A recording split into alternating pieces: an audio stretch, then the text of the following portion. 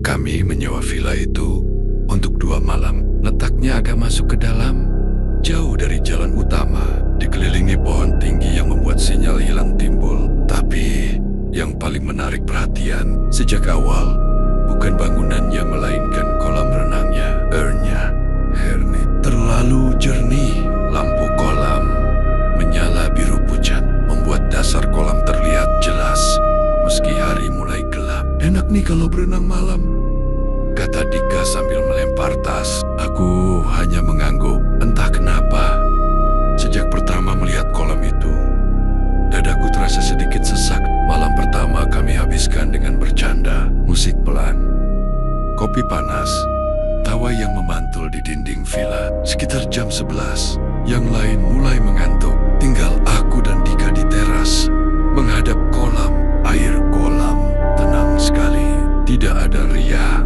tidak ada angin. Lalu aku melihat sesuatu bergerak di dasar kolam. Bukan bayangan lampu, bukan, tahu, seperti rambut.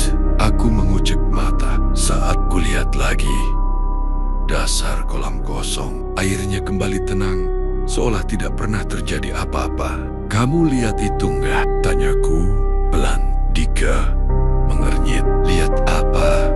Aku tidak menjawab. Mungkin aku cuma capek. Sekitar jam 1 malam, Dika masuk ke kamar. Aku sendirian di teras. Saat itu, lampu kolam tiba-tiba berkedip. Sekali, 2 kali, lalu menyala normal.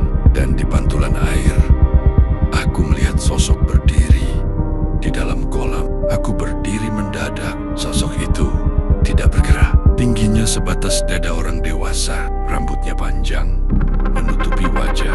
Tubuhnya diam, seolah menyatu dengan air. Aku menahan napas. Detik terasa panjang saat aku memberanikan diri melangkah mendekat. Lampu kolam mati. Gelap. Aku mundur cepat dan masuk ke villa, mengunci pintu teras. Jantungku berdebar kencang. Malam itu aku tidak tidur. Pagi harinya, kami bertanya pada penjaga villa yang datang membersihkan halaman. Pak, kolam ini aman kan?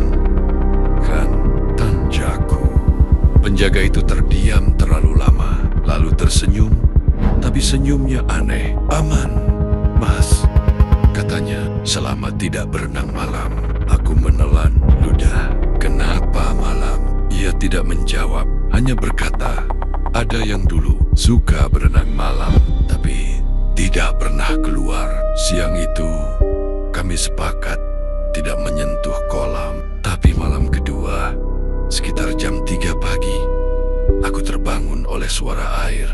Bukan cipratan, seperti seseorang naik ke permukaan. Aku membuka pintu kamar perlahan. Dari lorong, aku bisa melihat kolam melalui kaca besar.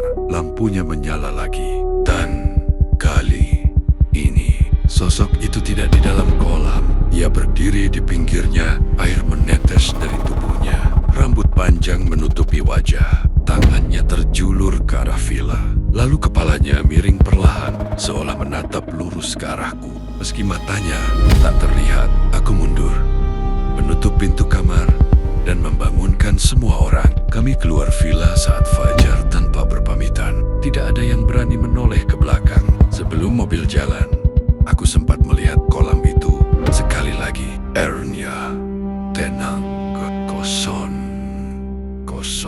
Tapi di dasar kolam terlihat bekas telapak tangan mengarah ke atas. Seolah masih ada yang ingin keluar. Jangan lupa like, comment, share, dan subscribe biar tidak ketinggalan cerita horor selanjutnya.